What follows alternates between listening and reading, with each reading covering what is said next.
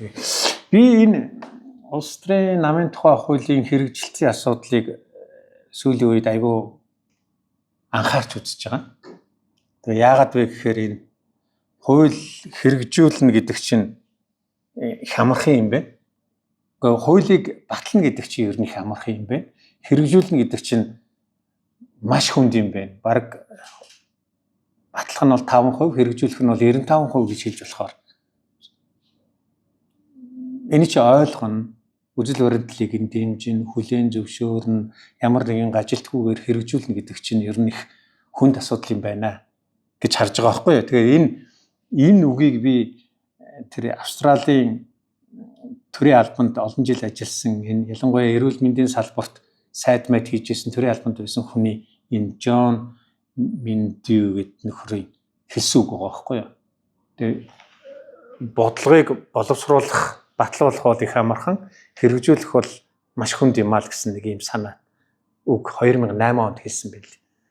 Тэгээ энийг бол би ер нь айгүй чухал үг юм байна гэж ингэж ойлгосон. Тэгээд энэ миний ярих гэдэг сэдвээ ер нь үндсэндээ бол урдчлаад хэлчих юм бол улс төрийн намын тухай хуулийг шинжилэн батлах нь бол сүүлийн 13 жилийн нөр хөдөлмөр байсан боловч тэр хэрэгжүүлнэ гэдэг чинь ахаад эцэс төгсгөлгүй олон жилийн хүчин чармайлт гаргах юм байна гэж ингэж ховдоо хараад дүгнээд урдчилсан байдлаар ингээ ойлгочоод ингээд явж байна. Тийм учраас хуулийн үжил баримтлал ер нь өнгөрсөн түүхэнд бид нар юу болж явж ирсэн, цаашид яах ёстой юм бэ гэдэг асуудлуудыг тэгээд шинэ хуулийн үжил баримтлалыг яаж хэрэгжүүлэх ёстой юм бэ гэдэг асуудлуудыг би хөндөё гэж ингэж бодож байгаа юм. Тэгээ энэ утгаараас 1-2 энэ тэнд бас энэ танилцуулгыг хийх гээд бас хүмүүсээс санаа оноо сонсоод явж байна л да. За ер нь бол нэг зүйл аюулгүй тодорхой ойлгомжтой нэг зүйл бол 1990 онд хамгийн анх олон намын тогтолцоороо шилжихэд гарсан органик хууль бол намын тухай хууль. Одоо бидний нөгөө 7800 хуулиудын анхдагч хууль нь бараг тэр хууль байгаа байхгүй юу? Шинэ тогтолцоонд үе хаалга нээж байгаа. Өнгөрсөн хугацаанд ингээд улс төрийн намтай холбоотой эргэцэн өөрчлөлтийг аваад үзэхлээр 3 том үе шатыг тулжээ гэж харж байгаа юм. Тэгэхээр эндээс энэ зовлон ойлгох үндэс байгаа юм. Тэгээ нэгдүгээрт бол үндсэндээ бол энэ үндсэн хуулийн нэмэлтийн хуулиар бол олон намын тогтолцоог зөвшөөрөхдөө яг зэрэгцээд энд 90 онд улс төрийн намуудын тухай хууль гэдэг нэртэй хуулийг баталж ирсэн. Энийг жинхнээр нь 1992 онд үндсэн хуулиндаа бид нар шингээсэн. Тэгэхдээ эвлэлдэн нэгдэх эрхийг за дээр нь улс төрийн намын тухай хуулиараа бид нар юу хийсэн бэ гэхээр энэ нүсэр бүтцийг албажуулсан. Энэ түүх бол ингээд бид нар ингээд харахаар эхний 2 жил бол тий олон намын тогтолцоо хүлээн зөвшөөрөх дараагийн хэд 23 жилийн турш бид нар юу хийсэн бэ гэхээр зүгээр л нүсэр бүтцтэй эвлэлдэн нэгдэх эрхийг үндсэн хуулиар зөвшөөрсөн ийм л залттай байсан юм байна. Харин бид нар 19 онд нэг өөрчлөлт оруулсан. Тэр нь юу гэхээр нам бол бодлого юм байна. За тэгээд чухал нэг залт нь бол нам дотоод арчилтай байна. Хөрөнгө орлого зарлага нь нийтэд ил тод байна. Төрөөс алгах санхүүжилтийг хуулиар тогтооно гэж үндсэн хуулиндаа орсноос хойш энэ үндсэн хуулиндаа орсон нэмэлт өөрчлөлтийг бид нар 23 онд органик хуулиараа бүрэн одоо засаж тохируулах гэж ийм ажлууд л хийсэн гэсэн үг. Тэгэхээр яалтчгүй өнгөрсөн хугацаанд ингээд улс төрийн намыг ингээд өнгөцхөн аваад үзэх юм бол нам гэдэг байгууллагыг тайл байхыг зөвшөөрсөн, иргэд эвлэлдэн нэгдэхийг зөвшөөрсөн болохоос үндсэн хуулийн институт болохыг бид нар зөвшөөрөөгүй байжээ. Энийг шаардаагүй байжээ. Энэ юу гэсэн үг гэхээр үүргэжүүлээгүй байж. Үндсэн хуулийн өмнө үүрх хүлээдэггүй байсан гэсэн үг. Ийм ялгаа. Тэгэхээр ингээд өнгөрсөн 33 жилийн түүх бол ийм зовлонтой түүх байсан шүү. Тийм учраас улс төрийн намууд бол хамгийн хууль хэрэгжүүлдэггүй, хариуцлагагүй, тэгээ санхүү ил тод бус байдаг ийм л институт болж өгдсөн. Тэд бидний өмнөөс бодлого бодлаад сонгуулаар амлалт өгөөл олон холсон засаг эрхийг аваад ардчлалыг хэлбэржүүлээд тоглоод байгаа боловч яг үндэ бол ямар ч хариуцлага хүлээдэггүй институт байсан шүү гэдгийг хэлэх гэсэн. Ингэж бодохоор айгүй харамсалтай сонсогдож байгаа. Гэхдээ яг үнэндээ бол бодит түүх яг юм байна. Бодит түүх.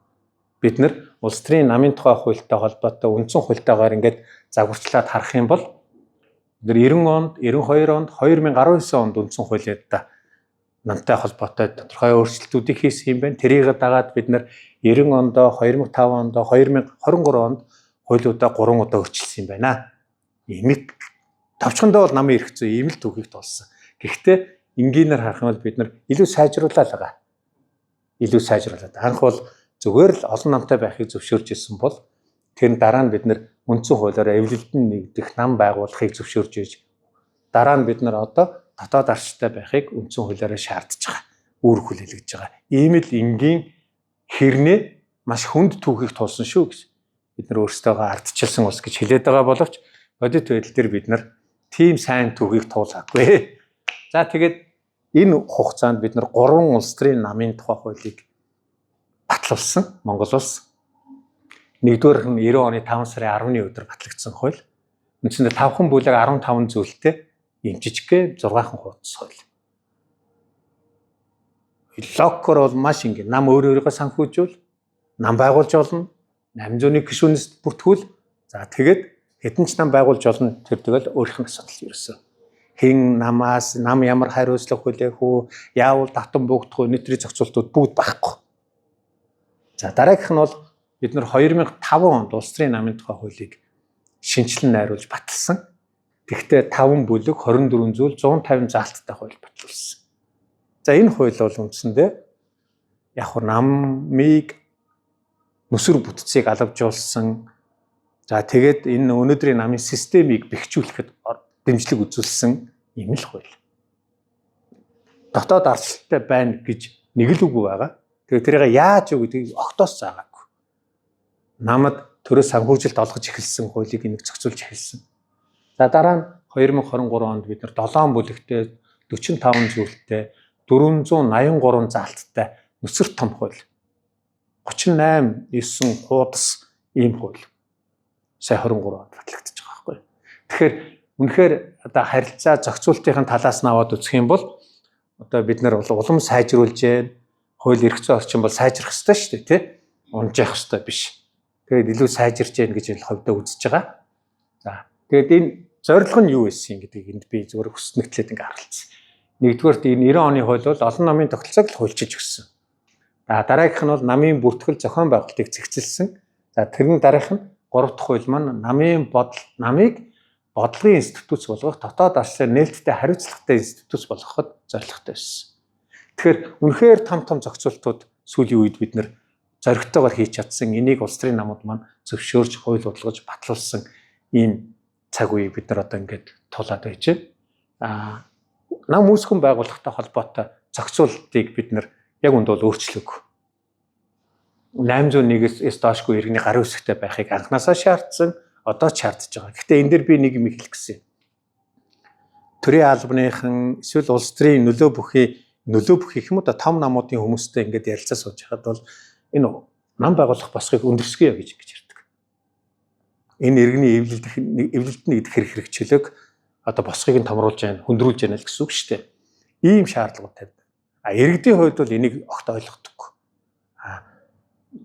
Шинээр үүсэн байгуулагдаж байгаа улс төрийн намууд бол энэ босхийг бол том байна, хүнд байна гэж ингэж тайлбарладаг. Ийм ялгаатай ийм хүмүүс л байгаад байна. Гэхдээ одоо бол технологи хөгжсөн юм чинь энэ нэг 801-тэй холбоотой маргаанууд нь юу гэхээр хүмүүс давхцаад байдаг, алга болчдөг. За тэгээд үнэхээр байдаг ч юм уу, гүү ч юм уу намууд нь хүртэл зовлонгоо юу гэж хэлдэг вэ гэхээр нам байгуулахад ирж гарын үсэг зурсан хэрнээ нөгөө дээчүүх бүртгэлийнхэн хяндаг юм биш үү? Нэг нэгээр.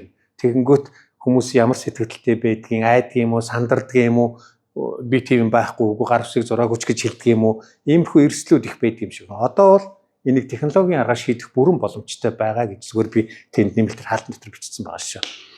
За, санхүүжилтийн хувьд үнэхээр тис өөр зохицуултууд хийгдэж байгаа.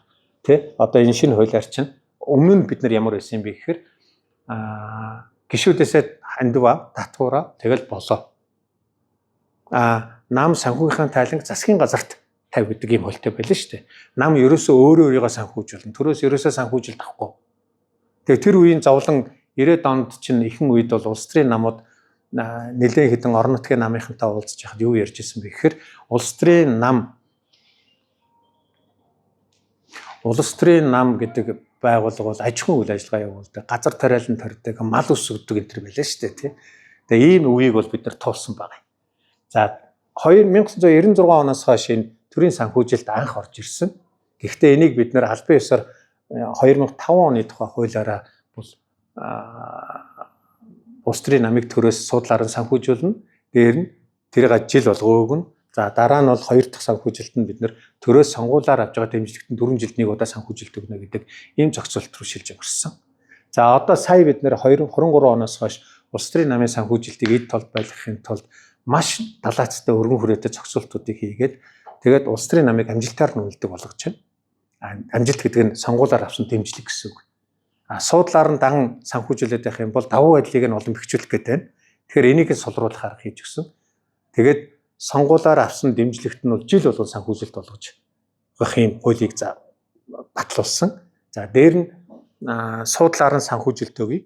Дахиад 3 дахь нь болохоор бол тусгайлан бодлого дэмжих юм бол ялангуяа одоо сонгуульд квотоос илүү эмэгтэй нэр дэвшүүлэх юм бол дээр нь хөгжлийн бэрхшээлтэй иргэнийг сонгуульд нэр дэвшүүлэх юм бол нэг удаа санхүүжилт өгье гэдэг ийм зохицуулалт орж ирсэн.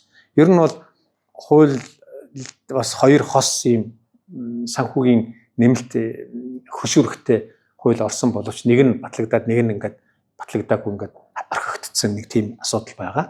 За дээр нь бол нөгөө зөвхөн суудлал авсан намууд дэмжлэг авдаг байсан бол одоо хуулиараа бид нар парламентод судалгүй байж болно. Гэхдээ сонгогчдын нэгээс дээш хувийн дэмжлэг авсан улс төрийн намууд санхүүгийн дэмжлэг авах боломж бүрдэж байгаа. Энүүгээрээ бид нар одоо юу гэдэг юм бүх намуудыг бол дэмжиж болохгүй.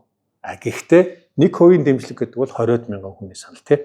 20 мянган хүний санал аваад ирэх юм бол дэмжлэг авах боломжууд нь нэмэгдэж байгаа. Ийм зохицуултууд орж ирж байгаа. Тэгэхээр энэ талаасаа бол одоо харьцангуй нээлттэй ардчилсан ийм тэгээ улс төрийн намуудыг бодлогын институт болгох төрөөс санхүүжүүлэх замаар санхүүгийн үйл ажиллагаануудыг нийтэд ил тод байх хянах боломжийг олгож байгаа ийм хуулийн зохицуулт болсон. За энэ хязгаарлалт, хандивын хязгаарлалт өмнө нь бол байгаагүй.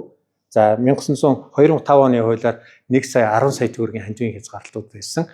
Одоо энийг хөтөлбөрийн хөлсөөр нь уяад иргэн нь бол 12 дахин, хуулийн этгээд бол 50 дахин илүү хөтөлбөрийн хөлсний доод хэмжээг үржүүлснээс илүү өгж болохгүй гэдэг ийм л хуулийн залт оролцсон байна. Тэгээд улс төрийн намууд дээр одоо сүүлийн үед уулзаад явхаар юу яригдж байна гэхээр энэ мөнгө чинь бага байна. Бараг томруулалт ихсэх гэдэг ийм зохицуулт хүсээд ах шиг байгаа юм. Гэхдээ бодит байдал дээр нөгөө намууд иргэдчин нөгөө иргэдийн итгэлийг алдсан байгаа шүү дээ бодит байдал дээр. Тэгэхээр намууд ил тод байх хэрэгтэй. Ил тод байгаа санхүүг нь, хөрөнгө нь, зарцуулалт нь бүх юм ил тод болоод ирэх юм бол аажмаар иргэдийн итгэл нэгдэн тэр нэмэгдэн тэрний дараа бол энэ хөшүүргийг хийж болно гэж ингэж ховдоо бол зөв төсөөлж байгаа. За иймэрхүү маягаар хуулийн эрх зүйн зохицуултууд өөрчлөгдсөн гэдгийг хэлэх гэсэн. За дараа нь дотоод ардчлалын талаарх зохицуултууд. Яг үүндээ бол нэр дэвших үйл ажиллагаа, олон хоороо шийдвэр яаж гаргах вэ гэдэг зохицуулт бол үндсэндээ байхгүй байлаа шүү дээ. 23 оноос өмнө. 23 онд бол намын үйл ажиллагаа нийтэд ил тод байна. Төлөөллийн төв байгууллага, гүйцэтгэх төв байгууллага, хяналтын ерөнхиөр хооронд аль нэг хүсийн төлөөлөл 40%-аас доошгүй байна. За энийг хангахгүй бол санхүүгийн хязгаарлалтанд орж эхэлнэ гэдэг ингээ бүгдийг нь ойлгосон. Тэгээд намын альва шийдвэр гаргаж байгаа бүх процессууд нь өөрөө хяналтын байгууллагаараа дамжуул тайлгнадаг системтэй болгонгууд энийг нь бүтгэдэг механизмууд үүсээд одоо төлөөллийн хяналтын байгууллагууд нь хэн байгаа юм хизээ хуралцсан хуулийн дагуу тэрний шаардлага хангаж байна уу за шийдвэрээ яаж гаргасан энийг хүлээн зөвшөөрөх хүч байна уу гэдэг ийм хяналтууд бий болоод эхэлчихэж байгаа байхгүй. Инхээр дотоод ардчлал гишүүдийн эрхийг хамгаалж байна гэсэн. За ийм зохицуултууд орсон. Төрийн хяналт гэдэг ойлголт бол өмнө нь байхгүй байсан. Ер нь бол та нар нэг мэднэ. Дээчийнх бол ганцхан улс төрийн нам гэдэг байгууллага өнгөрсөн 33 жилийн туршид зөвхөн байгууллагатаа л бүртгүүлдэг байсан. Дарга нь өөрчлөгдсөн бол даргыгаа 14 хоногийн дотор өөрчилдөг байсан. Одоо дөрмөндөө бүртгүүлдэ өөрчлөлтүүлдэг байсан. Тэр нөгөө нэг заашгүй шаардлагатай нөгөө нэг байгууллагын гэрчлэг гэж яддаг штэ. Хуулийн этгээдийн тэр гэрчлэгэн дээр тэмдэглэл хөтлөгддөг учраас яалтчгүй тэрийг хийдэг байсан юм шиг байна. Энэс өөр ерөөсөө ямар ч хяналт байхгүй, зохицуулалт байхгүй. Төрийн хяналт гэдэг ойлголт бол үндсэндээ байхгүй байлаа шүү дээ, тий. Тэгээ одоо бол сонгуулийн ерөнхий ороогоор дамжуулаад аудитын байгууллага санхүүгийн хянаад дүрмийн өөрчлөлтийг нь бол дээчүүх хямдаг ийм бүрэн тогтолцоог хийж гисэн. Энэ тогтолцооны үр дүнд бол улс төрийн намууд одоо хуулиндаа хяналтанд орох гол ингээл нэлээд тэлчиж байгаа харагдаж штэ тий. Гэхдээ энэ намууд бол их сайнаар хүлээж авч байгаа. Хуулийг хэрэгжүүлэх ёстой гэдэг ийм ойлголттой байгаа. Энийгээ хэрэгжүүлэхийн тулд нэлээд чармааж байгаа. Энэ талаасаа бол үнэхээр эерэг өөрчлөлтүүд өнгөрсөн 2 жил гарч байгаа шүү гэдэг хэлэх гэсэн. За хариуцлага татан буулгах үндслүүд гэдэг ойлголт бол үндсэндээ өнгөрсөн хугацаанд түүхийг хэлэх юм бол намыг 2005 онд л анх хуулийн этгээдийн тухай хууль гэдгээр өөрчлөгдөж улс төрийн 24 нам 25 онд байжгаад 17 болж буурж ирсэн. Одоо бол тэр бол зөвхөн намын хуулиар биш хуулийн этгээдийн тухай хуулийг тавьж байгаа шаардлагаар. Одоо бол улс төрийн намын тухай хуулийн энэ дотоод зохицуулалтуудаар ялцчихөө 2 төрлийн зохицуулалт явагдаж байна. Нэг нь бол намууд улс төрийн намыг дагаж мөрдөх журмын тухай хууль гэж байгаа. Тэр хуулиар хуулинд нийцүүлж дүрмээ өөрчлөх, бүтэц зохион байгуулалтаа өөрчлөх юм хэрэгцээ шаардлага байна. Энийг өөрчлөхгүй бол дээчүүх татан болгох юм механизм үйлчлэхээр байна. Хоёр дахь нь болохоор бол улс төрийн намууд санхүүгийн тайлангаа 2 жил дараалан сонгуулийн эрх оронд өгөөгүй бол идэвхгүй хэлбэр шилжүүлнэ гэдэг ийм хуулийн зохицолт байгаа. Тэгэхээр шууд утгаараа бол өнөөдрийн байдлаар улс төрийн намууд дээр одоо ийм буурах цөөрх нэг ийм механизмууд ингээд хүчтэй ороод ирсэн. Энэ нь бол ингээд тогтмол ажиллаад явж байгаа шүү гэдгийг хэлэх гэсэн. За намын тухай хууль бол бүхэлдээ бол нэг тийм төгс хууль бол биш. Гэхдээ энэ хуулийн үзэл баримтлалыг эвдэхгүйгээр цаашид хөгжүүлэх нь бол нэн чухал гэж хувьд харж байгаа. Тэгэхээр энэ хуулийг яаж хэн хэрэгжүүлж байгаа юм бэ? Ер нь яагаад энэ хууль хэрэгжих ёстой юм бэ гэдэг асуулт байгаа. За одоо энд бол үндсэн хуульд оруулсан үндсэндээ 19 онд оруулсан нэмэлт өөрчлөлт 3 заалт байгаа. 19/1-1-2-1-3-1-2 1-1-1-2-1-3 гэдэг заалт байгаа. Эхнийх нь нам бодлогын нам байна гэдэг заалт. Хоёр дахь нь бол энэ сонгогчдын нэгээс дээш хувийн дэмжлэгтэйгээр намын байгуулна гэсэн нэг юм заалт байгаа. За гурав дахь нь бол энэ нөгөө саяны дотоод арчлал санхүүгтэй холбоотой энэ заалт байгаа. За надад бол энэ 3 дахь заалтууд нь бол үнэхээр чухал заалт гэж хувьдаа бодож байгаа.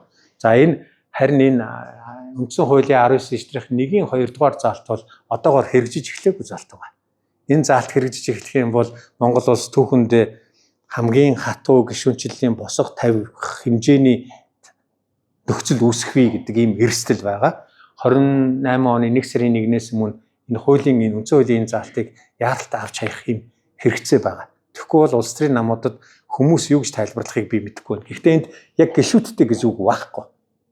Гишүүдийн дэлхийд даяар улс төрийн намыг 2 янзын арга хэрэглэж бүртгэж авдаг. Нэг нь бол гишүүдийн тоон дээр нь тулгуурлаж бүртгэдэг. Эсвэл дэмжигчдийн гар үсэг дээр нь тулгуурлаж бүртгэдэг. Ийм л 2 загвар байдаг. 1% гэдэг бол сонгогчдын 20-с дээш 20 мянгаас дээш тоо гэдэг бол дэлхийд даяар бол маш өндөр тоо. Одоо Румын гүрж энтерт бол нэг 15 мянга 20 мянга гэдэг л тоонууд байдаг. Гэхдээ дэмжигчдийн тоо шүү, гишүүдийн тоо биш. Тэгэхээр энэ бол гишүүн гэж үг хэлээгүй учраас дэмжигч гэж ойлгож болно гэдэг заалт байгаа. Энийг бид нэр тэр улс төрийн намын тухай хуулийн 1% гэдэг санхүүгийн авах эрхийн 1% бол ингээд тодорхой хэмжээнд уйчаад байж байгаа. Нэг ийм хуулийн зохицуулт байгаа. Гэхдээ энэ асуудлыг юу гэж тайлбарлах вэ? Юу гэж ойлгох вэ гэдэг асуудлууд бол нэлээд ширүүн маргаантай нөхцөлийг үүсгэх байх гэж хувьдаа харж байгаа. За энийг ийм нөхцөл байгаа. Тэгэхээр энэ үндсэн хуульд өөрчлөлт орж ижил намын тухай хууль батлагдсан шүү, явсан шүү. Үндсэн хуульд өөрчлөлт ороогүй байсан бол намын тухай хууль батлагдаж чадахгүй. Яг тэгвэл би болон судлаачид 10 жилийн турш энэ намын хуулийг өөрчлөх талаар ярьсан боловч улс төрчид бас ярьсан боловч яг шийдвэр гаргадаггүй байсан. Маш их ажлын хэсэг байгуулагддаг байсан. Гэхдээ бодит байдал дээр хинч хүчлэлдэггүй байсан. Яг тэгвэл эмх замбраагүй байх тусмаа өөрт нь ашигтай байсан байж магадгүй. Гэхдээ одоо нэгэнт алдсан дэмжлэгээ олж авахын тулд хүссэн үсээгүй биднэрт улс төрийн намуудад сайн хууль, сайн зохицуулалт, хариуцлага, хяналт хэрэгтэй болчиход байгаа. Энийг бол навстрчид ойлгож байгаа гэдэгт би эргэлзэхгүй байна. Тэгэхээр энэ үндсэн хуулийн энэ заалтаас үүдэлтэйгээр л улс төрийн намын тухай хуулийн асуудал яригдж байгаа. Тэгээд энэ шинэ улс төрийн намын тухай хууль бол маш олон байгууллагуудыг татан оролцуулж байгаа. Өмнө нь бол зөвхөн дээд шүүхтэй л холбоотой зохицуулттай байлаа шүү дээ, тий? Дээд шүүх бүртгэж авдаг. Одоо бол дээд шүүхээс гадна сонгуулийн ерөнхиөр харилцаа холбооны зохицуулах хороо, сангийн яам, хувийн аудитын байгууллага, үндэсний аудитын газар, гендрийн үндэсний хороо, улс төрийн намууд хүртэл өөрсдөө хариуцлага хүлээдэг болж байгаа. Ингэжээж энд би бас нэг юм бичсэнгүй. Зөвхөн энэ бол институт талаас нь биччихлээ. Хяналтын төвшөнд нь ярих юм бол иргэдийн хяналт ч гэсэн энэ тохиолчлогдсон байгаа. Иргэдийн хяналт. Яагаад вэ гэхээр улс төрийн намын тухай хуулиар намуудын санхүү хөрөнгө орлоготой холбоотой мэдээллүүд 10 жил сонгуулийн ерөнхий ороо болон намын сайтн дээр нь байх ёстой гэдэг ингэ заасан. Тэгэхээр бүх мэдээлэл нь баталгаажсан мэдээллүүд нь сайтн дээрээ байнга тогтмол байж ах ёстой хуулийн залттай болчихж байгаа байхгүй. Тэр нь яагаад иргэдэд хяналт хийх боломж олгож байна гэхээр иргэд улс төрийн намуудыг үйл ажиллагааг нь хил тод байх, за судлах, харьцуулах, дүгнэх энэ боломжуудыг олгож байна. Хоёрдугаарт магадгүй та аль нэг намыг дэмжиж байгаа бол манай нам хэр ажиллаж байгаа идэвхтэй байгаа гэдгийг харах бүрэн боломжтой гэсэн үг тийм. Магадгүй та бүр илүү өнгийгөд үзэх юм бол манай нам дотоод орчлон байна уу? За манай намын санхүү хэр шударга юм бэ гэдэг ийм дүгнэлтүүдийг хийх боломжуудыг иргэдэд олгож өгч байгаа гэсэн үг. Энэ талаас нь харах юм бол улс төрийн нам гэдэг байгууллагыг бид нар хяналт талаас нь харах юм бол үндсэндээ төр иргэн өрсөлдөгч намууд нь магадгүй судлаачид бүх талынхан хяналтандаа байх юм боломжийг олгож өгч байгаагаар давуу талтай. Яг үнэндээ бол энэ намын тухай хууль 23 оны 7 сарын 7-ны өдөр батлагдсанаас хойш түүхэндээ анхудаа бид нар улс төрийн намууд энэ гишүүдийн тоон бодит байдлаар өндөр хэд байгаа юм. За эдгээр яг гишүүдээс хэдээс нь татвар авдаг юм. Эдгээр хинээс сандуг авдаг юм. За эдгээр ер нь хэр хөрөнгөтэй тий? Энэ бүх мэдээллүүд нийтэд ил тодолж штэ. Одоо сонгуулийн ерөнхиөр бол 2 жил дараалан аудитын тайланг аваад хянаад нийтэд ил тод олгоод ажиллаж байна. Энэ бол үнэхээр бид нар өнгөрсөн 33 жил 4 жилийн турш огт мэддэггүй зүйл байлаа шүү дээ. Нам ямар хөрөнгөтэйг нь бид нар мэддэггүй. Тэ? Хэдэн гишүүнтэйг нь мэддэггүй. Хэн татвар төлдгийг нь мэддэггүй. Ийм байлаа тий. Улс төрийн намын тухай хууль бол үнэхээр энэ олон байгууллагуудын хяналтанд ор бас хариуцлагатай байх юм боломжийг бүрдүүлж өгж байгаа. Улсын дээд шүүх бол одоо дахин шинжилэн бүртгэх процессыг өнөөдөр хийгээд хараахан дуусаагүй байна. Тэ? Та бүхэн хэвлэл мэдээлэл хэрэгслэр харж байгаа. Сонгуулийн ерөнхиөр бол одоо 2 сонгуулийн төв байгууллага дотор 2 хэлтэс байгуулагдаад нэг нь санхүүжилтийн газар, улс төрийн намуудын санхүүжилтийг олгох, хянах процессуудыг нөгөөх нь намуудын мэдээлэл арга зүйн хэлтэс гэдэг ийм 2 хэлтэс намуудад зөвлөгөө, мэдээлэл, хяналт, хариуцлага хийгээд ингэж явж штэ тий. Энэ маш том функц, цоошноор орж ирж байгаа. За харилцаа холбооны зохицуулахаараа улс төрийн намуудын вебсайтуудыг бүтгэж авч байна. Өөрөөр хэлбэл улс төрийн үйл ажиллагаагаа бүтгэгдсэн сайтаар дамжуулж мэдээлэлээ хүргэх ёстой гэж ингэж хийж байгаа. Дээр нь одоо улс төрийн намууд зөвхөн төсвийн дэмжлэгээс гадна төсвийн бус дэмжлэг авч байгаа. Төсвийн бус дэмжлэгээ сонгуулийн ерөнхиөр харилцаа холбоо зохицуулахаараа хоёр хамтраад олон нийтийн телевизээр сонгогчдын нэгээс дээш хувийн дэмжлэг авсан улс төрийн намуудыг одоо уулзалт цуглаан хий гэвэл нэг удаа байраар хангах жилд. За дээр нь одоо телевизээр улиралд 30 минутаар бас өөрийнхөө бодлогыг таниулах цаг өгж байгаа байхгүй юу. Тэгэхээр ийм боломжуудыг энэ төр эдлээд явж штэ. За сангийн яам бол улс төрийн намуудад төсвийн санхүүжилтийг нь хуваарлах үүрэгтэй. Дээр нь шилэн дансны тухай хууль өөрчлөгдсөн байгаа. Шилэн дансны тухай хуультай холбоотой зохицуултуудыг хэрэгжүүлэх ийм үүрэгтэй болцсон.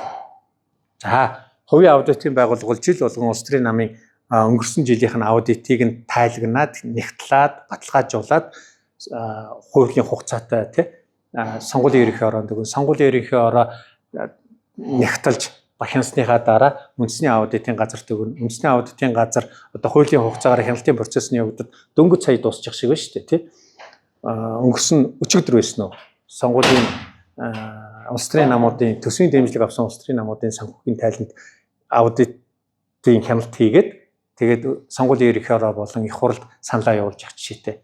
Ингээд хууль ингээд ажиллаж байна. Анхудаа тий гендрийн үндэсний хороо бол нөгөө гендрийн квотуудыг хангаж яах вэ? Хангахгүй бол санхүүтэй нь бичсэн.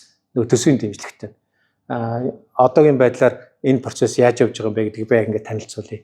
Тэгээ улс төрийн намууд бол ерөөсөө энэ хуулийг хэрэгжүүлэх ёстой. Хэрвээ энэ хуулийг хэрэгжүүлээгүй, энэ бусад байгууллагууд бас хэрэгжүүлэхгүй байх юм бол зөрчлийн хуулиар шийднэ гэдэг бүр ингээд зохицуултууд орцсон.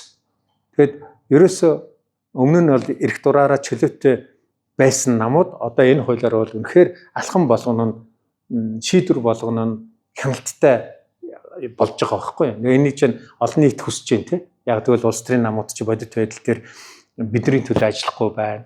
За бидний өмнөөс шийдвэр гаргахгүй байна. Ер нь энэ зүгээр ажиллаж уучлдаг эсвэл засгийн эрхийг авахсан бүлэг хүмүүсүүд юм шиг үү гэдэг ийм ойлголттой болчиход байна шүү дээ. Тэгэхэд бидний сонгосон энэ ардчлал бол нээлттэй систем. Аль болох олон намууд өрсөлдөж сонгогчдын олонхын дэмжлэг авсан намууд нь засгийн эрхээ удирддаг энэ тогтолцоог яаж хангахыг ингээд системээр наваад үзэх юм бол нам гэдэг байгууллагаар дамжиж бидний энэ ардчлал оршин тогтнодог байхгүй юу. Тэгэхээр Монгол бол үнэхээр ардчилсан улс юм бол намуудыг илүү хариуцлагатай нээлттэй хэл тод олонх тэрийг хүлээн зөвшөөрдөг, дэмждэг энэ соёлыг л улс төрийн соёлыг өөрчлөх гэдэг. Харамсалтай нь манай улс төрчид өнгөрсөн 30 хэдэн жил явсан соёлоо өөрчлөх хүсэл сонирхол байгаа ч гэсэн тэр нь нэлээд хүнд бэрхшээлтэй толгорж байгаа бахаа гэж ингэж хараад байна. Ийм хуулийн хэрэгжилтэнд үнэхээр шин чиг үүргүүд оногдсон. Дээр нь би нэг зүйлийг хэлэх гэсэн. Улс төрийн намын тухай хуулиар намууд зөвхөн улс төрийн үйл ажиллагаа явуулдаг биш. Сонгогчдын боловсролыг хөвхүүлэн дэмжих үүрэгтэй. Тэрнийхэн төлөө төрөөс санхүүжилт олгож байгаа. Төрөөс авж байгаа санхүүжилтийн тодорхой хувийг заавал энэ чиглэл зарцуулаа гэдэг ингээд заахад өгсөн. Тэгэхээр сонгогчдын боловсролыг зөвхөн сонгуулийн ярихаараа хийх ёстой л гэж бид нар ойлгодог байлаа шүү дээ, тий. Тэгвэл одоо улс төрийн намууд ажиллах ёстой болж байна. Зөвхөн улс төрийн намууд яаж ажиллах ёстой гэдэг асуултын өмнө ирж байгаа. Миний ойлгож байгаагаар бол одоо ардчлал, шудрагаас хүний эрх, улс төрийн философи гэж юу юм ингээд суур ойлголтуудыг иргэдэд өгөх ийм боломжтой болж эхэлж байгаа байхгүй. Тэгээд энэнийхээ дараа магадгүй баруун зүүндээ итгэл үнэмшилтэйгээр элсэх, эвлэлтний гэдэг эрхүүдээ олж авах дэмжлэг болж байгаа. Ийм чиг үүргийг өгсөн. Тэгээд энэ талаасаа бол үнэхээр цоош нь чиг үүрэг бол улс төрийн намуудад намын тухай хуулиар нэмэгдсэн байгаа шүү гэж хэлсэн. За тэгээд би ер нь одоо ингээд энэ хууль хэрэгжиж эхэлсэнтэй холбоотойгоор ер нь ямар процесс бэрхшээлүүд тулаад байгаа юм бэ гэдгийг хэлэх гэсэн.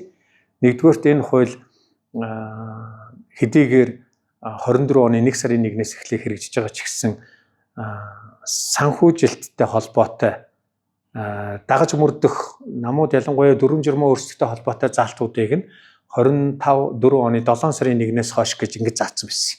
Өөрөлдөл хэсэгчлээд ялгаатай хэрэгжилтийн зохицуултад заасан байсан.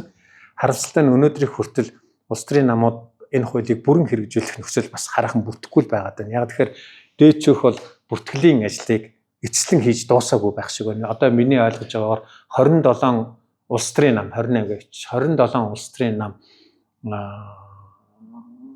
бүртгэлээ яг шинжилчихэд байна. 2 намын бүртгэл хүлээгдэж байна. За нэг нь шинэ нам, нөгөөх нь юу гэлээ? Иргэний зориг ногоо нам гэж 2 нам байна гэж ойлгосон. За 3 дахь нь 8 нам бүртгэлээс хасах нөхцөл үүсэж байгаа ийм хууль зүйн шаардлагыг нөхцөл үүссэн байна гэж ингэж ойлгосон. За дээчөх бол өмнө нь зөвхөн намуудын бүртгэлийн ийм жагсаалт байдаг байлаа шүү дээ сайтн дээр. Одоо бол намуудтай холбоотой хэрхэн шийдвэр гаргасан, хүлээж авсан, хяналтын процесс ямар шатандаа байгаа вэ гэдэг мэдээллүүд бол нийтэд ил тод айгүй ойлгомжтой цацагддаг болчиход байгаа. Цаашид бол одоо нэг зүйл бид нар хүсэж байгаа. Тэрний юу вэ гэхээр энэ намуудын өнгөрсөн 36 жилийн хугацаанд үүссэн, өөрчлөгдсөн, нэмэлт орсон бүх өөрчлөлтүүд нийтэд ил тод болоосоо гэж хүсэж байгаа. Тэгээ энэ бол маш чухал дата болох ёстой. Тэгээ энэ чиглэлд бол дээчөх бас ажиллах байхаа гэж ингэж итгэж байгаа. За дээчөх бол ажлаа аягүй сайн хийж байгаа. Яг гэвэл нөгөө хууль батлагдангууд хэрхэн бүтгэж авах вэ гэдэг журмыг маш хурдтай өөрчилж батлуулсан. Тэр журам нь бол миний санаж байгаагаар 24 оны 2 сард батлагдсан. Бүх намууд ирж уулзаа санал хэлээд зөвшөлдсөөд энийг хүлээн зөвшөөрж байна гэдээ ингэж явсан. Гэхдээ бүртгэлийнхаа процесс дээр ингээд урдчлал санал аваад хэлцээд явж байгаа ч гэсэн нөгөө намууд чинь нөгөө бас улс төрийн зорилгоор дээчөхтэй бас итгэхгүй бас энэ тэнд янз бүрийн гомдол илэрхийлээд байгаа. Иймэрхүү дүр зураг бас ажиглаад байгаа. Жишээ нь дээчөх улс төрийн зорилгоор улс манай намыг бүтэхгүй байна гэдэг мессеж илгээж явах жишээтэй тий.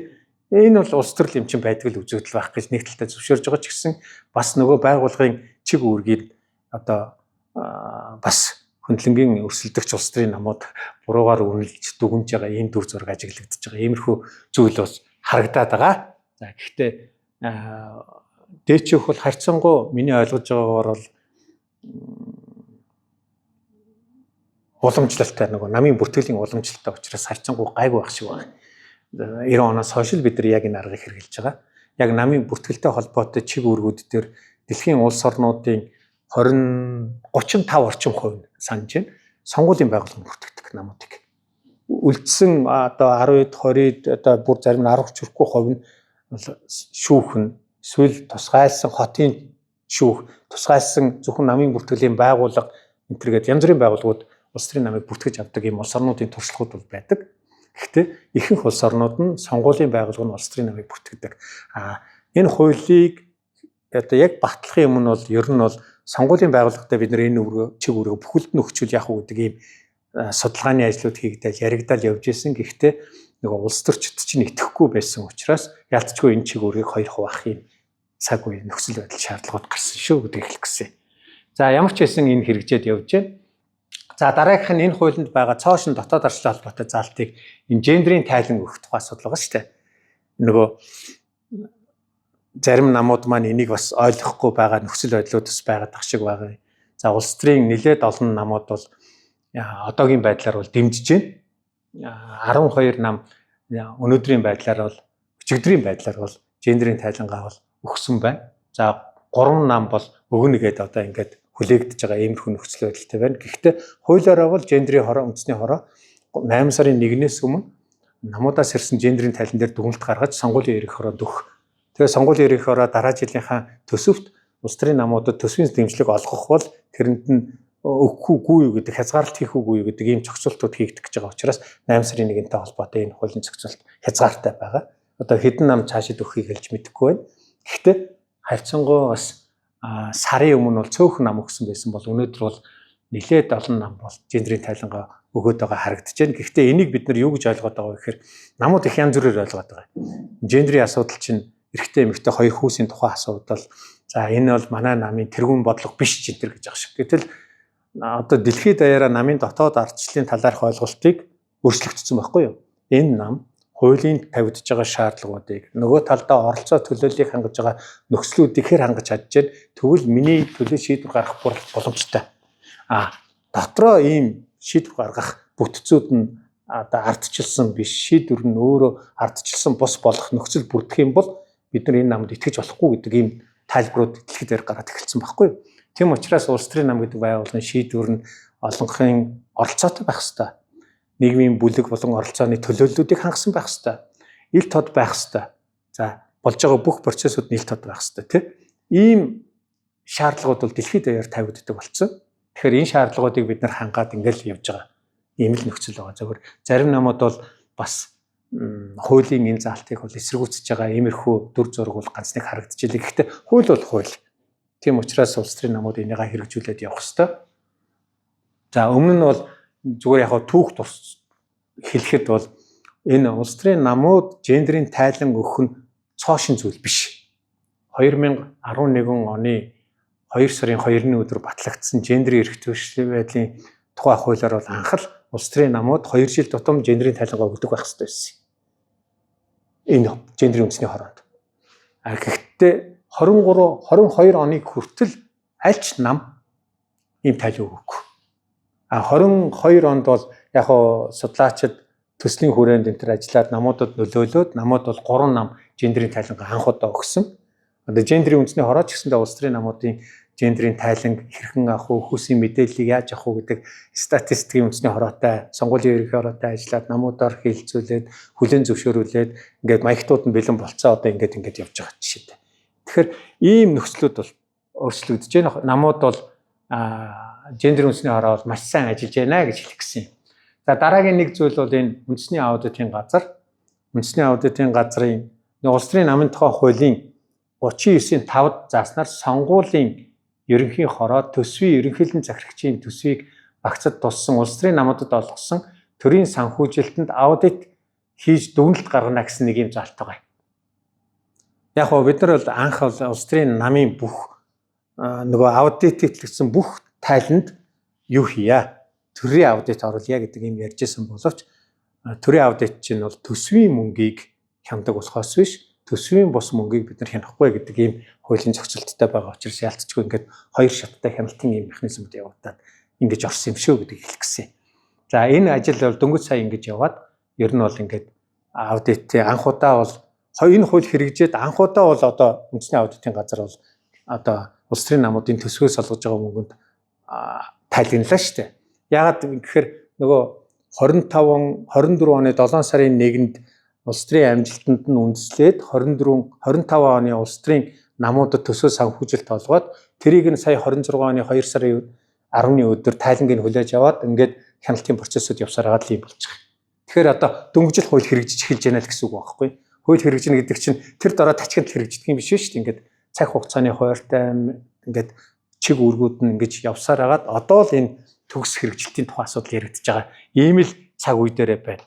Гэтэл энэтэй холбоотой нэлээд олон асуудлууд яригдж байна. Яг тэгвэл улс төрийн намын тухай хууль намуудад зарим намуудад улс төрийн шинжтэй шийдвэр гаргах бүр болохгүй бол хуулинд өөрчлөлт оруулъя гэдэг иймэрхүү нөхцлүүд яригдаад эхэлж байгаа байхгүй одоо.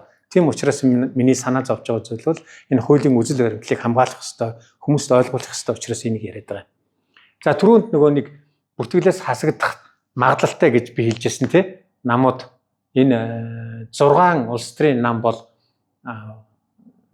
сонгуулийн ерөнхий ороонд нөгөө санхүүгийн тайлангаа өгөөгүй учраас хасагдах нөхцөл бүрдэж байгаа. Идэвхгүй хэлбэрт. Дээд чөөхтөр 2 нам нөгөө хуулийн заасан дагж мөрдөх тухай хуулийн заасан бүтцийн дөрмийн өөрчлөлтөө бүртгүүлж чадахгүй мэдээлэл 12 сарын 31-ээс өмнө өгөөгүй учраас ингээд хасагдах нөхцөл рүү үүсэж байгаа. Ийм 8 намын тухай асуудал одоо ингээд яригдах юм шиг байна. Энэ одоо тун утгагүй энэ шийдвэр гарах байх гэж би ингээд ойлгож харж байгаа. Тэгэхээр миний төсөөлж байгаагаар ахаад би мэдэхгүй байна. Гэхдээ ер нь бол миний төсөөлж байгаагаар бол 38 улс төрийн нам байна. Энэ намуудын 8 нь бол одоо ямар ч хэлсэн идэвхгүй болон хасагдах хэлбэр рүү шилжих гэж байна гэдэг нэг ийм нөхцөл байдал харагдаж байна. За гэхдээ ингээд үнэхээр энэ одоо саяны энэ өмнөх слайдтай холбоотойгоор улс төрийн намын тухай хуулийг хэрэгжүүлэх цаг хугацааны энэ процессуудыг ингээд аваад үзэхлээр улс төрийн намууд ялангуяа одоо энд заасан иргэний зориг ногоон нам юу лээ эн чинь хамаг Монгол юулийн нам чи бүгд найрамдах нь социал демократ гэр хороол гэдэргээд энэ намууд 6 нам 7 нам хуулийн хэрэгжилтийг хойшлуулж өгөөч гэдэг хүсэлт гаргаж хэвлэлийн багхул хийж ирсэн. 24 оны 11 сарын 27-нд. Энийг нь 12 сард их хурл хэлэлцээд за ямар ч байсан эхний хүс дээр идэр чи 2 жил гарan 3 жил их хурлын сонгуулийн өмнө ерөнхийлөгчийн сонгуулийг дагуулад энэ хуулийг хэрэгжүүлье. Тэрнээс бид нар хэрэгжүүлж чадахгүй байна гэдэг юм гомдол илэрхийлж ирсэн. Тэгээд яалтчгүй нэг хуулийн хугацааг нь тийм урдаан хугацаагаар бол тавихгүй 1 жил хойшлуулъя гэд 25 оны 12 сарын 31-ээр хүртэл хойшлуулаад тэгээд нөгөө дагаж мөрдөх хуулиар чинь ингээд хойшлогдоод 2 3 намууд ингээд өөрчлөгдөж хасагдах нөхцөл үүсэт явж байгаа юм учиртай юм шиг. Гэтэл энэ нэг 2005 оны 9 сарын 26-ны өдөр одоо хууль дөнгөжл хэрэгжиж эхэлж байна тий. Бүрэн хэрэгжиж эхлэегүй байна. Энтэй холбоотойгоор одоо хуульд өөрчлөлт оруулъя гэдэг ийм санал их хурл дээр ингээд өгөгдсөн байгаа. Энийг нь 25 оны хаврын чуулган одоо энэ хаврын чуулганаар хилцнэ гэдэг юм чигсаалтанд орцсон байгаа байхгүй юу. Тэгээ энэ их ноцтой. Тэгээ миний гол санаа зовоод байгаа юм маш хүнд зовлонг туулж үзэл баримтлалыг нь хүлээн зөвшөөрүүлж хууль баталчаад өнөөдөр энэ хуулиасаа бид нар ухаж болохгүй гэдэг энэ зорилгоор би энэ танилцуулгыг хийж бэлдээд хүмүүс танилцуулаад яваад ган ийм учиртай. Тэгэхээр эдгээр ямар хуулийн зүйл заалтад өөрчлөлт оруулах гэж байгаа юм бэ гэдэг нь гол нь энэ шар тодруулга нь байх ёстой гэдэг зүйлийг нь би энэ дээр хэлэх гээд байгаа байхгүй юу. Хуулийн заалт бол угаасаа текст дээр яг ийм байгаа. Гэтэл энэ шаруудыг нь өөрчлөх гэж байгаа. Тэгээ энд юу гэж байгаа юм гэхээр намын энэ хуулийн 26-гийн 1-д заасан орлогыг нам зөвхөн нэг банкны дансаар хүлээн авах өгөөд өөр харилцах данстай байхыг хориглож байгаа. Тэгсэн чинь энийг юу гэж өөрчлөх гэж байгаа вэ гэхээр 26-гийн 1-ийн 1 болгоод төрөөс үзүүлэх санхүүгийн дэмжлэгийг нэг банкны дансаар авна гэж өөрчилж байгаа. Чи ямар ч утга учиргүй зохицуулт угаасаа. Тэ? Хоёрдугаарт энд нюанстай юм байгаа. Хүмүүс сайн харах юм бол энэ заалтуудын дугаар дээр байгаа. Заалтуудын дугаар дээр бусад орлогыг нь хасах гэж байгаа. Өөрөөр хэлбэл нөгөө аж ахуйн орлогын гишүүний татвар хандив өөрийнх нь орлогуудыг нөгөө нэг дансаараа цуглуулахаас татгалзах ийм хуулийн зохицуулт хийх гэж байна гэсэн үг байхгүй. Манай энэ улс төрийн намын орлогоо зөвхөн нэг дансаар цуглуулах энэ залт бол дэлхийд дээр хамгийн сайн жишг гэж хүлээн зөвшөөрөгдөж байгаа залт. Одоо энэ Европын аюулгүй байдал хамтын ажиллагааны байгууллага болон Венецийн комиссийнхан гэсэн үг шүү дээ. За энэ IDEA гэдэг бас байгууллагынхан Монголын одоо хуульд одоо зөвлөгөө өгж олон улсын стандартад нийцэж гэнэ үү гэдгийг нэг хянаж явж байхдаа энэ залтыг бол хамгийн сайн залт гэж. Одоо та нар нэг зүйлийг бод. Энэ 36 жилийн хугацаанд улс төрийн намуудын хөрөнгө орлого нь ил тод байгаагүй учраас бид нар ийм зохицуулт оруулсан. Гэхдээ энийг бид нар бүр маш олон хувилбараар ярьдаг байсан. Хуулийн төсөл дээр анх орохынхаа өмнө юу гэж ярьж ирсэн мэхээр сонгуулийн ерөнхий аргаар бүх хандивард нь орж ирээд намуудад нь хойрлдог болов яасан юм. Хүртэл тэгж ярьж ирсэн. Өөрөөр хэлбэл улс төрийн намуудын орлогын асуудал чинь айгүй хүнд байгаа байхгүй. Хүнд асуудал байгаа байхгүй юу? Улс төрийн санхүүжилтийн ил тод байдлын тухай асуудал байхгүй юу? Манайд хамгийн ноцтой асуудал энэ. Хамгийн хөрөнгийг намуудыг эргэлдүүлж байна. Хамгийн их өндөр хөрөнгөөр улс төрийн намуудыг эзэлж авах юм уу эсвэл өөртөө ашигтай шийдвэр гаргуулах гэж оролдож байна. Манай улс төрийн зардал яагаад өсөж байгаа гэхээр энэтэй холбоотой залтаа байгаа байхгүй юу? Тийм учраас ерөөсөө энэ орлогыг нэг дансаар цуглуулад бүх орлого нэг дансаар цуглуулад зарлагын олон дансаар гарч явах хэрэгтэй байхгүй юу? Ийм зохицуулт хийсэн. Тэгээ энэ зохицуулт өөрчлөгдөх гээд байна. Энэ бол яг үндэ бол буцаад эмх замбраагүй байдал хяналтгүй систем рүү шилжиж байгаа ийм нөхцөл байдал үүсэж байгаа. За миний мэдж байгаагаар ардчилсан нам гэхэд нэг 1000 хүрэхгүй салбар нэгж байгууллагууд байгаа. За ардын нам 2700 800-аас салбар нэгж байгууллагууд байгаа. Энэ болгоны чинь сонгуулийн ерөнхий ороо нэгтгэхэд аудит хүндрэлтэй сонгуулийн ерөнхий оронд хянахад хүндрэлтэй энэ болгоныг энэ олон мянган дансыг хянах чадахгүй байхгүй юу? Тийм учраас энэ хуулийн зохицуулт үнцэнтэй зохицуулт. Энэ чинь дагаад улс төрийн намуудын орлогуудыг бид нар бүрэн хянах боломжтой. Энэ хууль чинь намууд охин компаниараа дамжуулж давхар хандив хориглоотой. Өмнө нь бол одоо аж ахуйн нэгж болгонд өснөрөө намуудаа хандив өгдөг байсан бол одоо энэ хуулиар хориглогдсон. Зөвхөн аль нэг нь л төлнө. Энэ чинь санхүүгийн системээр бүгд хямчна. Тэгэхээр ингээд улс төрийн намууд энээсээ цухтах ийм хуулийн гаргалгыг хайгаад байна гэсэн ийм нөхцөл харагдаж байгаа байхгүй. За дараа нь энэ 27-гийн 8 дугаар заалтыг ийм заалтыг энэ хоёр дахин их эсвэл түүнээс гэдэг үгийг хасъя гэдэг байгаа байхгүй. Энэ намад олгох санхүүжилтийн төрийн санхүүжилтийн нийт хэмжээ нь тухайн намын энэ нөгөө орлогуудтай заасан орлогын нийлбэрээс хоёр дахин их эсвэл түүнээс илүү байж болохгүй гэдэг нь намын өөрийнх нь орлогыг нь нөгөө өөрийнх нь олж байгаа орлого нь төрийн санхүүжилтээр хувьцсан гэсэн үг байхгүй. Гэтэл энэ ямар намд зовлон үүсгээд байна гэхээр нөгөө нэг том хөрөнгөтэй их орлого олдог намд асуудал үүсгээд байгаа байхгүй. Тэгэхээр энийг өөрчлөхийг хүсэж байна. Өөрөөр хэлбэл нөгөө нэг төрөс цус авж байгаа санхүүгийн дэмжлэг нь өөрийнх нь орлоготой уялдаад ирэнгүүт энийг салгах гэж байна гэсэн үг шүү дээ. За дараагийнх нь энэ намын харьяа байгууллага санхүүгийн тайлангаа энэ хуулийн 6 дугаар бүлэгт заасан шаардлагын дагуу гаргаж тухайн намд болон санхүүгийн төв байгууллагад хөргүүлнэ гэж байна. Харьяа байгууллага гэдэг нь намын дэргэдэх төрийн бус байгууллагууд. Тэр төрийн бус байгууллагуудыг сонгуулийн төв байгууллагад хөргүүлнэ гэдэг үгийг нь аваад тий. Гэтэл эдгээр чинь хуулийн этгээдтэй байгууллага, тамга тэмдэгтэй байгууллагууд байгаа байхгүй юу? Тэгэхээр энийг хэн хянах юм? Намын хяналтаар ороод тэндээ дарагдчих байгаа байхгүй юу? Тэгэхээр энэ бол шударга заалт. Тэгэхээр энэний цаана үлдэх гээд байна. Ийм нөхцөл ус үсэх гээд. Дараа нь намын санхүүгийн тайланд намын салбар болон бүтцийн нэгж намын дэргэдэх бодлогын судалгааны байгууллага санхүүгийн тайланыг нэгтгэж харьяа байгууллагын санхүүгийн мэдээллийг тусгана гэдгийг хасах гэдэг. Нөгөө төсвийн төрийн бас байгууллагуудаа хасах нь ямар ач холбогдолтой вэ гэхээр улс төрийн зорилгоор харах юм бол нөгөөдүүлээрээ дамжуулж мөнгө олох, хандив цуглуулах, хяналтгүй болох энэ чинь бүгд уялдаа холбоотой зохицуултууд байгаа ч гэдэг. Ийм нөхцөл үүсэж байгаа. За дараа нь энэ залтыг бол бүхэлд нь авч явах гэж байгаа. Энэ 35-ын төрөв. Намын нэг жилд өөрийн хөрөнгө түүнээс олсон орлого нь тухайн намад олгосон төрийн санхүүжилтийн 50%-аас хэтэрч болохгүй. Энийг бүхэлд нь асах гэж байна. Өөрөөр хэлбэл нөгөө их орлого олдог улс төрийн намууд чинь төсвийн санхүүжилтээр уншсан энэ залтыг нь хасах гэж байгаа байхгүй юу. Тэгэхээр энэ хуулийн нэмэлт өөрчлөлт өргөн барьсан байгаа. Одоо хэлцэх гээд байгаа энэ нэмэлт өөрчлөлт бол үндсэндээ энэ хуулийн үжил баримтлал амин сүнсийг шууд гаргах гэж байгаа. Ингэж болохгүй. За би нэг жишээ хэлье. Сая энэ 3 сарын сүүлээр энэ ардчилсан нам дотоод сонгуулаа хийлээ. Тэр нэг орой ардчилсан намын групп дээр тухайн ерөнхий нарийн бичгийн дарга нь хэвлэлийн багхурал хийгээд тэр хэвлэлийн багхурал дээр ингээд лайв явсан байхгүй юу? Тэрэн дээр нэг хүний данснаас 6,000 гишүүний татвар төлөгдлөө. Энийг бид нэр илрүүлэе гэж хэлсэн. Өөрөөр хэлбэл олон данстай байх юм бол энэ илэрхгүй байхгүй юу? Нэг хяналтанд орж ирэхгүй. Нэг дансанд орж ирж байгаа учраас нэг хүнээс нэг дансанд олон мөнгө орж ирэх нь хяналттай болчихж байгаа байхгүй юу? Өөрөөр хэлбэл чинь санхүүгийн орлогын шодрог өрсөлдөөнийг олон зүйлийг шийдэж байгаа асуудал байхгүй юу? Тэгээ аюу сайн кейс үүсэж штэ тий. Гэтэл улс төрийн намууд энийг ардсан нам энийг шийдсэн гэсэн тэр нэг олон гүйлгээ буцаасан гэсэн гэхдээ энд лайва буцаага тусдагцсан. Нэг хоногийн дараа. Тийм болсон. Тэгэхээр би яг хоо энэ улс төрийг ерөнхийдөө гадарлана. Миний мэдхээр уул нуулын намын тухай хууль чинь зөвхөн өөрийнхөө орлогоос хандив татвар юм өгч явах хэрэгтэй. Гэтэл манай чинь тийм улс төрийн соёл тогтоогүй байхгүй юу? Хүний өмнөөс жилийн татвар төлдөг, хандив төлдөг, өөрийнхөө конопны хүн болгодог ийм соёл тогтцсон.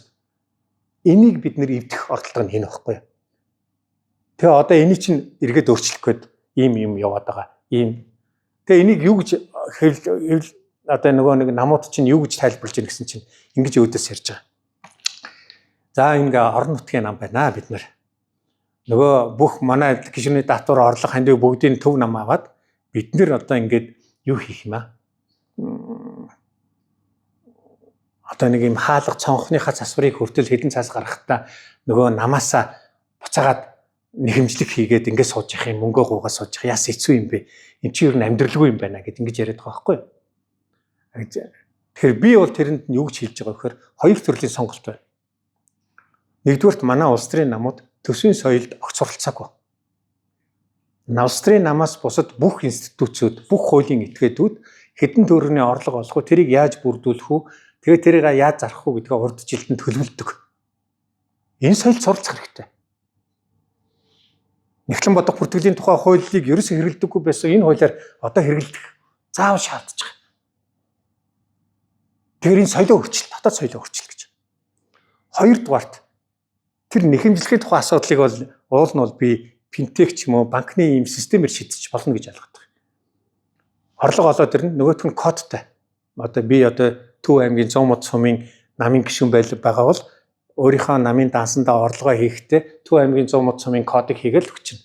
Нөгөөх нь магадгүй намынхаа төв дансаар ороод буцаад зарлалын данс руу автоматар шилжихдээ тодорхой дэвдийн лимиттэй эсвэл хуваарьтайгаар хуваагаад шилжүүлдэг хяналттай байдаг ийм боломж нээлттэй байгаад.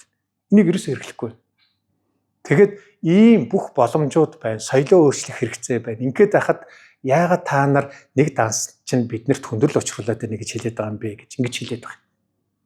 Тэгээ би бол санхүүгийн хүн биш. Гэхдээ би ингээд санхүүгийнхэнтэй уулзаад асуухаар ийм боломж байгаа юу? Байгаа. Дэд данс үүсгэн, зарлалын данс үүсгэн, автоматар шилжүүлэг гардаг, ордог шийм хийж болно. Тэр ийм боломж байгаа тахад намууд маань яагаад энийг ашиглахгүй байгаа юм бэ гэж ингэж харж байгаа байхгүй юу? Тэгэхээр улс төрийн за би энэ дэр нэг зүйлийг орчиж энэ сонгуулийн ерөнхий ороо улс төрийн намуудтай аягүй сайн ажиллаж байгаа. Сонгуулийн ерөнхий ороо яг нэг дансны асуудлуудыг ингээд хэрхэн зөв ойлгох вэ? Санхүүгээ яаж хөтлөх вэ? Энтергээд бүх мэдээлэл арга зүйн зөвлөгөөнүүдийг маш сайн өгж байгаа. Тэгээ сонгуулийн ерөнхий ороо энэ хуулийг хэрэгжүүлж гардан хэрэгжүүлж байгаа байгууллагын хувьд бол тэгээ шинээр байгуулагдсан салбар газар нэгжийн хувьд бол аягүй сайн ажиллаж байгаа. Одоо эх 7 хоногт хүртэл улс төрийн намуудад бас энэ мэдээлэл санхүүгийн таленттай холбоотой сургалт хийх гэж байна. Ийм нөхцөл байдал үүсэж байна.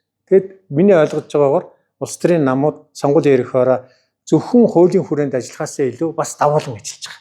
Одоо хоёр зүйлээр. Нэг нь бол энэ өнгөрсөн оны 12 сарын 22-ны өдөр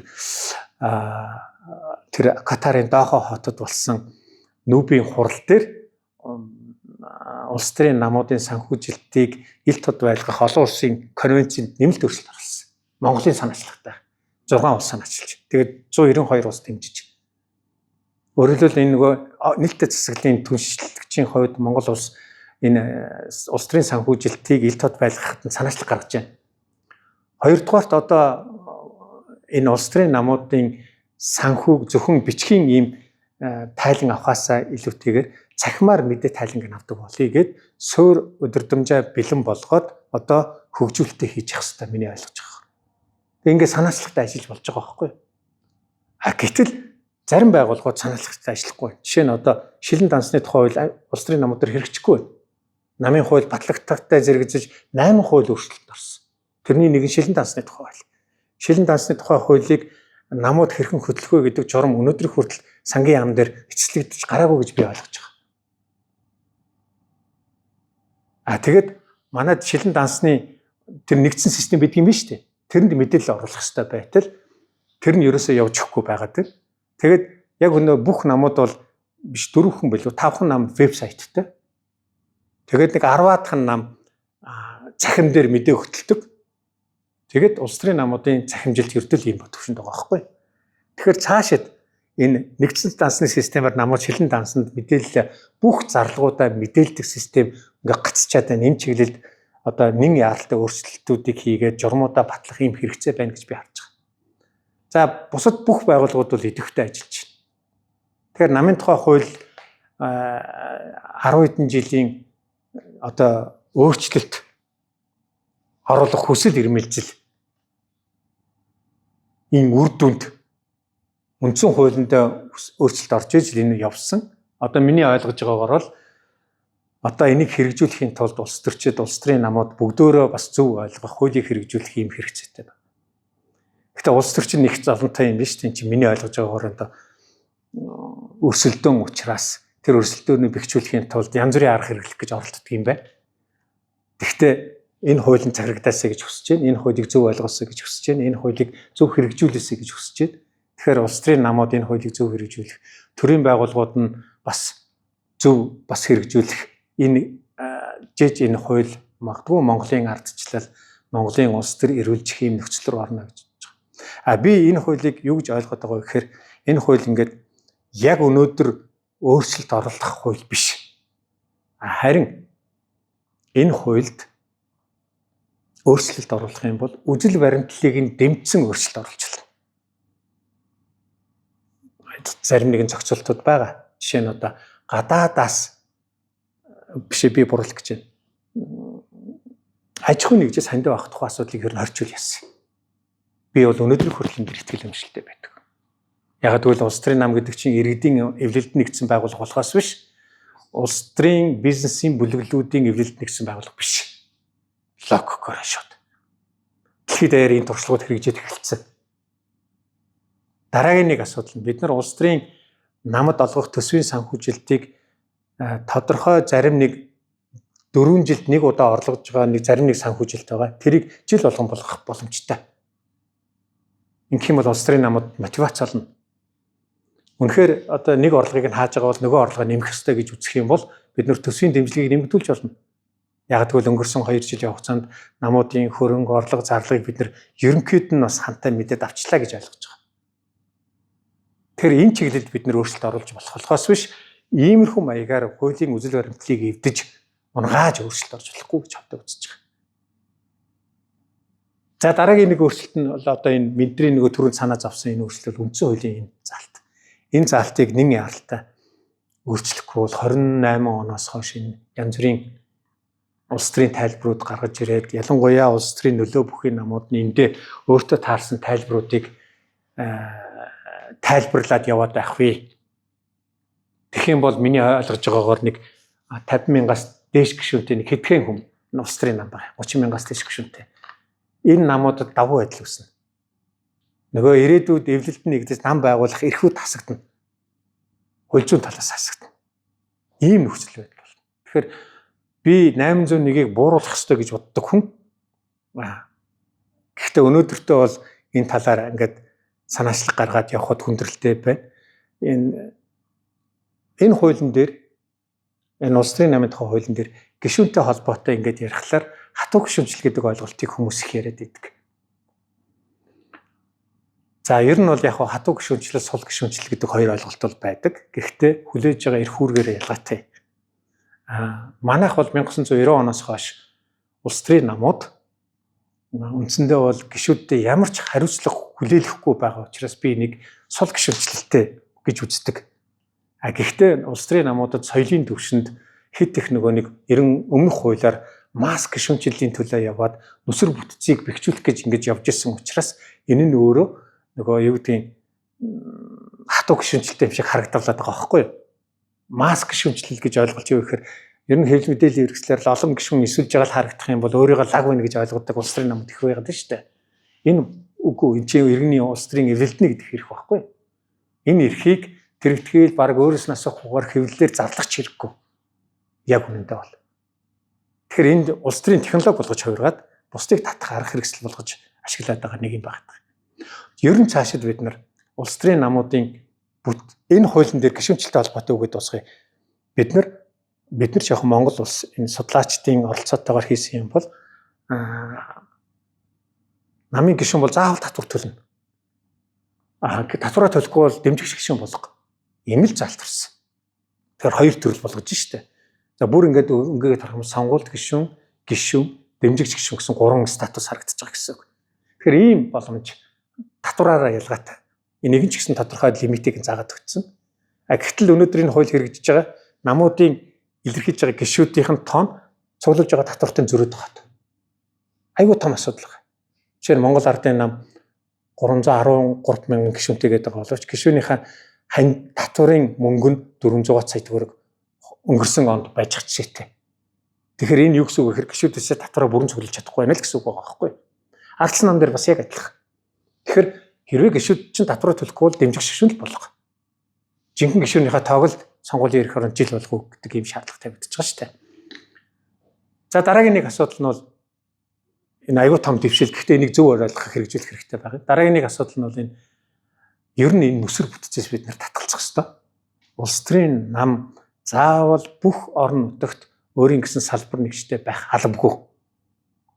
Хэдийгээр үндэсний хэмжээний бодлого гэж байгаа боловч энэ бол цэвэр бодлогын асуудал болохоос биш салбар нэгжийн тухай асуудлыг давхар хөндөөгүй шүү. Гэтэл манайхан болохоор улс төрийн намууд маань орон нутаг болгонд өөрийн гэсэн салбар нэгжтэй байх гэж оролддог. Тэгэхээр цаашид намуудыг хүн авсаархан, уян хатан, бага зардлаар ажилдаг болгохын төлөө явахгүй бол энэ нүсэр бүтцтэй намууд, энэ их өргөн масс гишүүнчлэлтэй намууд энэ хоёртой төвтөж байгаа байхгүй юу? Яг үнэнд. Энэ өөрт нь зовлон болж байгаа. Асар их хөрөнгө шаардж байгаа. Асар их одоо юу гэдгийг дайчлах боловсон хүчин шаардж байгаа тэд нар. Тэгээ энэсээ татгалзах хэрэгтэй. Ийм чиглэлийн өөрчлөлтүүд орох юм бол харин би дэмжинэ гэж би хэлэх гэсэн. За тэгээд улс төрийн намын тухай хууль ерөнхийдөө бол маш сайн өөрчлөлтүүд ороод явж байгаа. Гэтэ энэ өөрчлөлтүүдийг бид нэр ойлгох, за ухамсарлах, за дагаж мөрдөх юм хэрэгцээтэй байна. Ингэж чадах юм бол дам утгаараа бид нар ардчлал, хүний эрх, ардчилсан соёл төлөвшөхөд, институт төлөвшөхөд дэмжлэг болно гэж хувьдаа харж байгаа. Түүнээс биш өнөөдрийн байгаагаараа бид нар улс төрийн намуудыг ойлгох юм бол намаар яахын гэдэг хүмүүсийн ойлголт улам нэмэгдэх болно. Намуудыг үзэн ядаж эхэлнэ. Сүүлдээ сонгуульд оролцохоо болж эхэлнэ. Ингээ бид нар өнөөдрийн тогтсон систем маань өөрөө гажиж эхэлнэ. Явандаа эдгээр ингээд бас их мөнгөтэй улс төрөөс татгалзах ёстой. Энэ чинь ийм хуулийн зохицуулалтын талаар дамжиж хэрэгжихгүй бол энэ улс төр чинь өөрөө мөнгөтэй хүмүүсийн хийдэг ажил болж хувирах гэдэг. Тэгэх юм бол эргээд бас ингээд нөгөө бидний нөгөө ардчлал маань магадгүй олигархуудад хулгайлагдах хэрэгсэл өндөр байна гэж харж байгаа. За тэгэхээр би ярих гээд байгаа зүйл бол намын тухай хуулийг л ойлгох, хэрэгжүүлэх, шаардлага тавих ийм л хэрэгцээ шаардлага байна л гэж хэлэх гэсэн. Policy 2 Thick Thinkers